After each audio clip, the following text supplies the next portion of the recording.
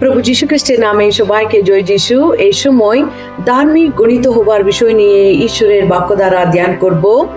যাকবের পত্র 2:24 যদি আমরা দেখি, সুন্দরভাবে লিখিত আছে, তোমরা দেখিতেছ কর্ম হেতু মনুষ্য ধার্মিক গণিত হয়, শুধু বিশ্বাস হেতু নয়।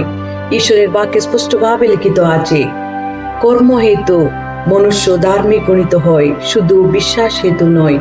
কিন্তু অনেক সময় আমরা বিশ্বাস হেতু ধার্মিক গণিত হওয়ার জন্য চেষ্টায় থাকি, কিন্তু ঈশ্বরের আজ্ঞা সকল পালন করি না, ঈশ্বরের কথায় বাধ্য হই না।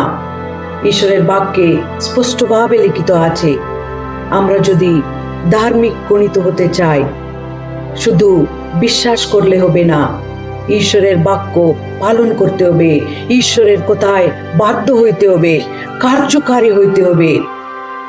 যদি আমরা আব্রাহামের জীবনী দেখি, তিনি কার্যকারী ছিলেন। তিনি যেইভাবে ঈশ্বরের উপরে বিশ্বাস করেছিলেন, সেইভাবে ঈশ্বরের আজ্ঞা পালন করেছিলেন, ঈশ্বরের কথায় বাধ্য হয়েছিলেন। তাই জন্য তিনি কর্মহেতু ধার্মিক গণিত হয়েছিলেন।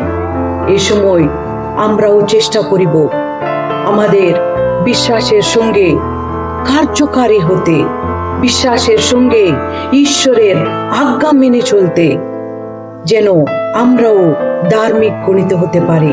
এভাবে করতে ঈশ্বর আমাদেরকে সাহায্য করুক। ঈশ্বরের এই বাক্য আমাদের আধ্যাত্মিক জীবনের জন্য লাভদায়ক হোক। আমেন।